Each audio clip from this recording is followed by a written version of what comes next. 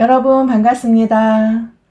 오늘은 사춘기 또는 성인 자녀와 힘든 시간을 보내고 계시는 부모님들을 위한 마음공부 시간이 되겠습니다. 자녀와의 관계를 회복하기 위해서는 무엇보다도 자녀가 부모에게 바라는 것이 무엇인지를 잘 알아야 하죠. 자녀는 스스로 선택하고 책임지며 살아가는 자율성을 지닌 독립된 인격체라는 사실을 부모에게 인정받고 존중받기를 바랍니다. 지금은 비록 부모의 기대에 못 미치고 실망을 시키고 있다 하더라도 부모님이 곁에서 든든하게 지켜주며 믿고 기다려주기를 바라고 있죠. 자녀에 대한 끊임없는 잔소리는 끊임없이 자녀에게 난 너를 믿을 수 없어. 넌 내가 보살피지 않으면 안 되는 불완전하고 연약한 존재야. 내가 너를 낳아주고 힘들게 키워줬으니 넌 내 말에 따라야 해. 라면서 자녀가 바라는 것과 정반대의 마음 에너지를 보내는 것입니다. 그래서 그 자녀는 그 부정적인 마음 에너지 파동에 얻어맞는 것이 아프고 고통스럽기 때문에 자신을 보호하기 위해 방문을 걸어 잠그고 피신을 하는 것이죠.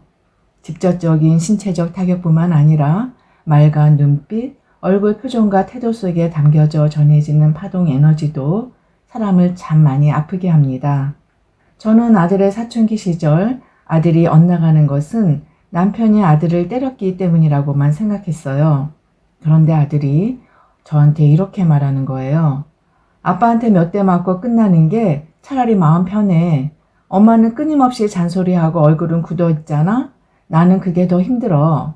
그때 저는 그 말에 수긍을 하지 않았습니다. 아빠는 무서우니까 만만한 제 탓을 하는 것으로만 여겼지요. 아들과의 문제를 해결하기 위해서 이런저런 자녀 교육, 심리학 서적들을 읽었고요.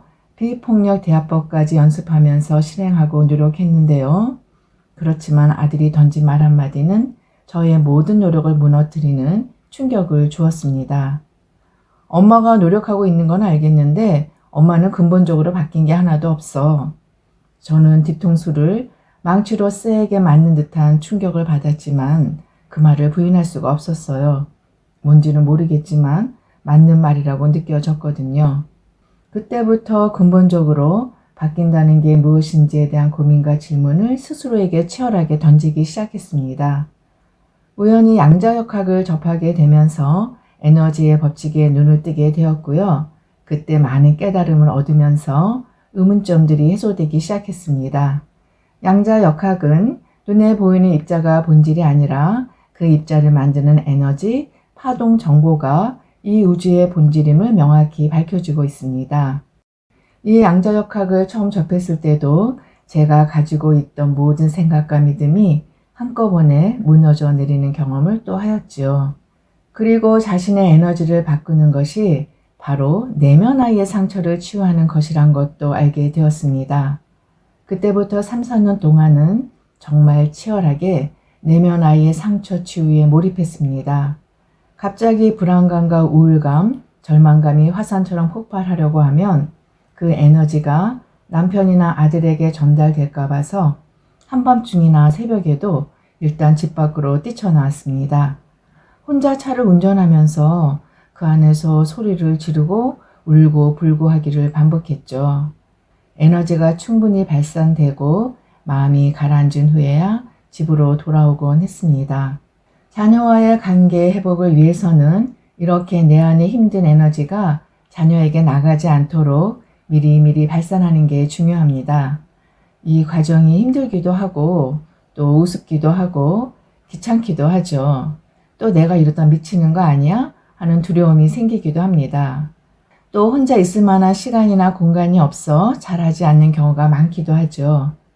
그러나 마음 에너지 발산은 마음 공부의 핵심 과정이고 이 과정 없이는 내면 아이 치유가 잘 되지 않는다는 것을 꼭 기억하셔야 합니다. 좋은 책을 읽거나 명상을 한다고 해서 이 에너지가 스스로 사라지지 않습니다. 에너지는 발산을 해주거나 반대의 에너지로 상쇄를 시켜야만 사라지는 물리적, 과학적 법칙이 정확히 적용됩니다. 제가 지인에게서 들은 이야기인데요. 미국에서 자살 예방 분야 1인자로 인정받고 정부의 자살 방지 프로젝트를 맡아서 진행하시던 분이 자살로 생을 마감했다고 합니다. 제 지인분은 그분과 함께 프로젝트를 진행하고 있었는데요. 그때 말로 형용할 수 없는 충격을 받았다고 하더라고요. 이러한 사건은 아무리 전문 지식이 뛰어나도 마음 에너지는 해결되지 않는다는 것을 생생하게 말해주고 있죠. 자녀와의 관계를 개선하기 원하신다면 이렇게 나의 마음 에너지를 스스로 해결하면서 자녀에게는 그 부정적인 에너지가 나가지 않도록 하고요. 미소 띤 얼굴로 자녀에게는 딱 이 세 마디만 해보세요. 자녀가 나갈 때는 잘 다녀와. 어디 가는지 안 묻는 게 좋고요. 집에 돌아오면 잘 다녀왔어? 배고프니? 밥 차려줄까? 또는 간식 먹고 싶은 거 있어? 이렇게 딱 세 마디만 해보세요. 이 말 이외에는 말을 하면 할수록 자녀와의 관계가 나빠집니다. 왜냐하면 내 안에 요동치는 힘든 마음 에너지들이 있는 한 노력해서 겉으로 친절하게 말을 한다고 해도 자녀는 부모의 부정적인 마음 에너지를 다 느끼기 때문이죠. 간혹 자녀에 대해서 다 내려놓았다고 얘기하시는 분들이 계시는데요. 마음 공부를 하지 않고 그렇게 하는 것은 거의 불가능에 가깝습니다. 사실은 포기한 것을 내려놓았다고 착각하는 경우가 대부분이죠. 내려놓음과 포기는 전혀 다른 에너지입니다. 포기야말로 자녀가 부모에게서 받는 에너지 중에서 가장 힘들고 고통스러운 에너지입니다. 따라서 자녀와의 거리는 더욱더 멀어지게 되죠. 마음 에너지를 발산하고 풀어내는 과정을 꾸준히 반복하면 마음이 점차 진정으로 평화로워집니다. 따라서 나가는 말도 자연스럽게 부드러워지죠. 이때는 내가 하는 말이 자녀에게 잘 전달되면서 제대로 된 소통이 가능해집니다. 지인 중에서 자녀가 신흥 종교에 빠져서 집을 나갔다고 말하는 분이 계셨는데요. 집을 나간 딸은 한두 달에 한 번 잠깐 집에 들리곤 했답니다.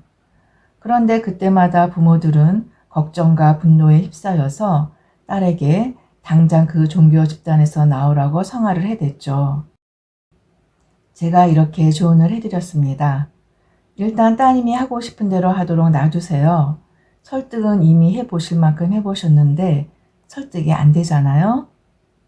집에 잠깐 들렸을 때 그냥 편하게 쉬게 해주세요. 종교에 대해서는 아무 말도 하지 마시고요. 부모의 화나는 마음은 미리미리 풀어놔야 딸이 집에 왔을 때 부모의 힘든 마음 에너지가 딸에게 전달되지 않아서 딸이 진정으로 쉴 수가 있게 되죠.